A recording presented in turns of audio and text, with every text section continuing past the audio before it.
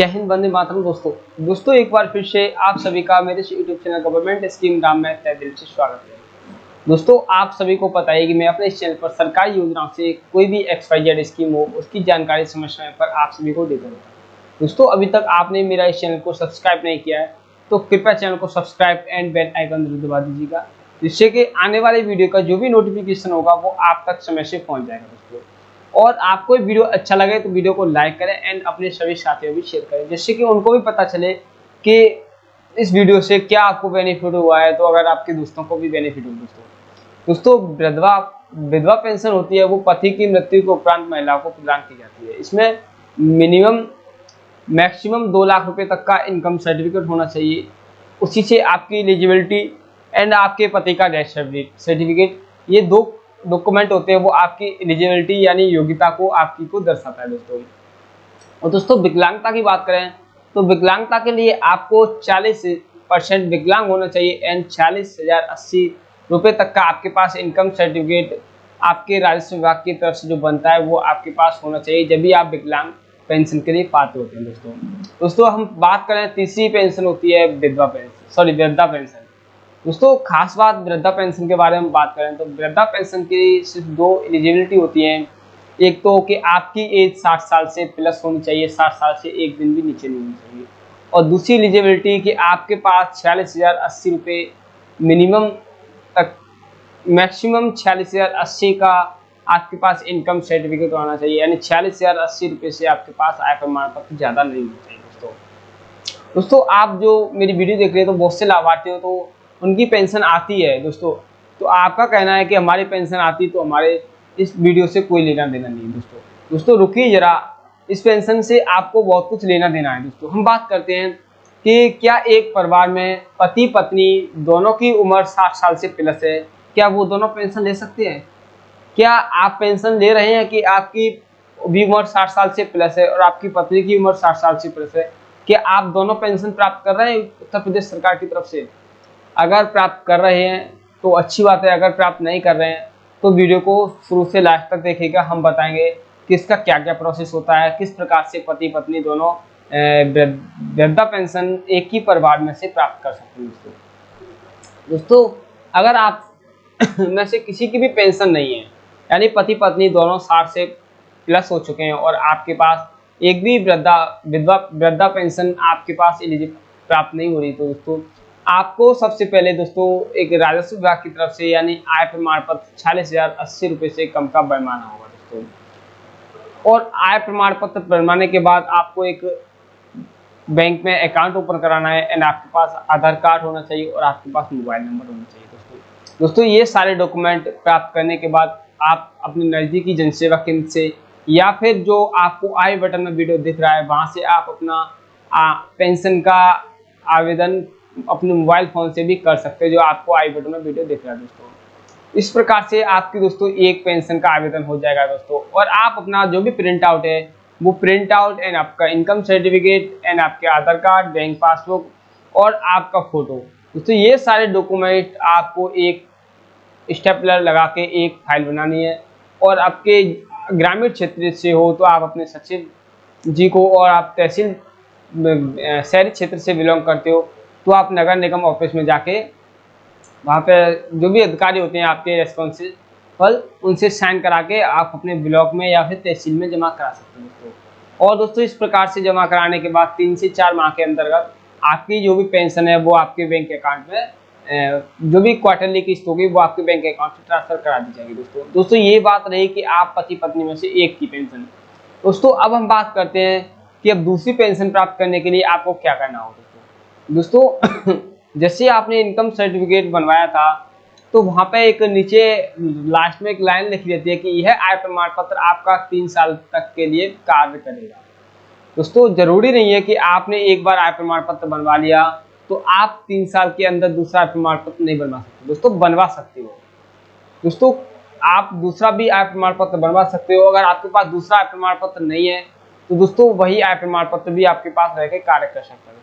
दोस्तों नीचे वो जो लाइन लिखी रहती है कि यह आय प्रमाण पत्र 3 साल तक के लिए कार्य करेगा, दोस्तों वो उसकी वैलिडिटी होती है। जैसे आपके पास एटीएम कार्ड है, अगर आपके पास एटीएम कार्ड खराब हो जाता है यानी खो जाता है, तो आप दूसरा एटीएम कार्ड बनवाते हो ना, दूसरा एटीएम कार्ड प्राप्त करते हो बैंक से। तो दोस्तों इसी प्रकार से तो बैंक वाले ये तो नहीं कहते हैं कि आपके पास पहले से एक एटीएम कार्ड है तो आपको दूसरा एटीएम कार्ड डेबिट कार्ड प्राप्त नहीं हुआ दोस्तों। तो दोस्तों इसी प्रकार से आप अपना इनकम सर्टिफिकेट को भी समझ लीजिए कि आपके पास पुराना इनकम सर्टिफिकेट है और उससे आपने एक पेंशन फिलअप करवा दिया, तो दोस्तों उसी आय प्रमाण पत्र से आप दूसरी पेंशन ऑनलाइन करा सकते हो दोस्तों।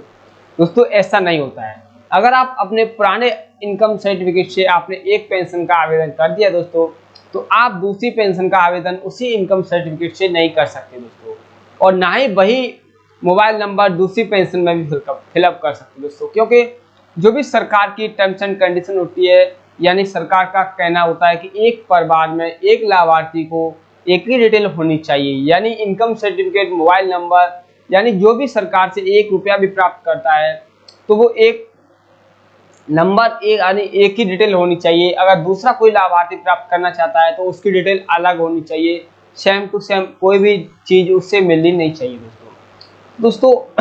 अगर आप उस इनकम सर्टिफिकेट से आप अपना आवेदन कराते हो तो दोस्तों, अगर आप नॉर्मली फॉर्म पहले अपना आवेदन करोगे तो लास्ट साइड में एक पॉपअप ओपन हो जाएगा और उसमें बता दिया जाएगा कि यह आय प्रमाण पत्र विवरण ऑलरेडी रजिस्ट्रेशन नंबर आएगा एंड जो भी लाभार्थी उनका नाम आ जाएगा कि इस आय प्रमाण पत्र का विवरण इनके पेंशन के में लगा हुआ है दोस्तों। तो दोस्तों इसके लिए आपको फिर से एक नया आय प्रमाण पत्र बनवाना होगा दोस्तों। जरूरी नहीं है कि आपने पुराना आय प्रमाण पत्र बनवाया था कि आपके पास वो है तो वो 3 साल तक कार्य करेगा और आप दूसरा इनकम सर्टिफिकेट 3 साल के बाद बनवाओगे दोस्तों ऐसा कुछ भी नहीं है, वो सिर्फ उसकी वैलिडिटी होती है।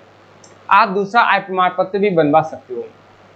आप अपना दूसरा आय प्रमाण पत्र बनवाने के लिए अगर आपने पहले जहाँ पे जिस भी सेंटर से आपने बनवाया उस सेंटर से आपको नहीं बनवाना दोस्तों। दूसरा इनकम सर्टिफिकेट आप अपने अदर सेंटर से, अदर साइबर कैफे से, अदर जन सेवा केंद्र वाले से, या फिर आप पब्लिक पोर्टल से होता है, पब्लिक पोर्टल से भी आप बना सकते हो। जो आपको आई बटन में वीडियो दिख रहा है दोस्तों, मैंने एक वीडियो बनाया था कि आप पब्लिक पोर्टल से किस प्रकार से अपने आवेदन, आय प्रमाण पत्र, निवास प्रमाण पत्र, जात प्रमाण पत्र, यानी जो भी ई डिस्ट्रिक्ट की सर्विस होती है वो आप अपने मोबाइल फोन से सेल्फ पर्सनल आईडी से बना के किस प्रकार से प्राप्त कर सकते हो दोस्तों। जो आपको ऊपर आई बटन में वीडियो दिख रहा है उसमें से आप देख के पता कर सकते हो कि आप अपने घर बैठे से किसी भी साइबर कैफे पे जा बिना जाए हुए किस प्रकार से अपने दस्तावेज बना सकते हो दोस्तों।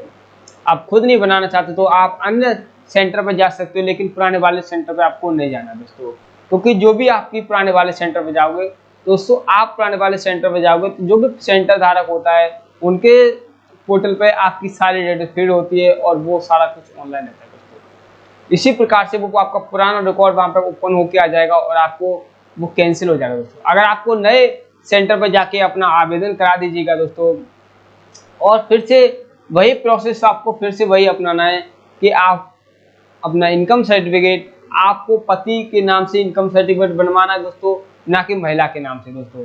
क्योंकि अगर पति के होते हुए महिला का इनकम सर्टिफिकेट नहीं बनता है दोस्तों, आप अपने पति का इनकम सर्टिफिकेट लगेगा आपकी महिला के पेंशन में, और उनका Aadhaar card and bank passbook and photo और आपके पति का आधार कार्ड, ये सारी चीज़ आपको फिर से ऑनलाइन करवाना है और फिर से वही प्रोसेस फिर से अपनाना है। अपने ब्लॉक ऑफिस में आपको जमा कराना है एंड 3 या 4 माह के अंतर्गत आपकी जो भी पत्नी होगी उनकी भी पेंशन आ जाएगी दोस्तों। अब हम बात कर लेते हैं कि आप अपने क्षेत्र में जहाँ भी कोई अधिकारी होता है तो वो कहते हैं कि एक परिवार में एक ही लाभ होगा दोस्तों। अगर आप पेंशन की पोर्टल खोलो SSTY, तो दोस्तों वहाँ पे ऐसा कोई भी जियो में कहीं भी ऐसा कोई भी नोटिस नहीं है कि एक पेंशन धारक एक परिवार में सिर्फ एक ही पेंशन धारक पेंशन का लाभ प्राप्त कर सकता है दोस्तों। ऐसा कोई भी कहीं भी नोटिस नहीं हुआ है दोस्तों। इसी प्रकार से आप अपनी पति पत्नी दोनों अगर 60 साल से प्लस हैं तो दोनों ही अपनी वृद्धावस्था पेंशन का आवेदन करा सकते हो, और जो भी पेंशन की धनराशि है उसको आप अपने बैंक अकाउंट में प्राप्त कर सकते हो दोस्तों। इसी प्रकार से वीडियो देखने के लिए आप हमारे YouTube channel government scheme Ram पर बने रहिएगा। अगर आपने हमारे चैनल को सब्सक्राइब नहीं किया है तो कृपया बेल आइकन को जरूर दबाइएगा, जिससे कि आने वाली वीडियो का जो भी नोटिफिकेशन है वो आप तक समय से पहुंचे दोस्तों। अगर आपको वीडियो अच्छा लगे तो वीडियो को लाइक करें, शेयर करें एंड चैनल को सब्सक्राइब जरूर करें दोस्तों। इसी मिलते हैं ऐसी अगली वीडियो में। जय हिंद, वंदे मातरम दोस्तों।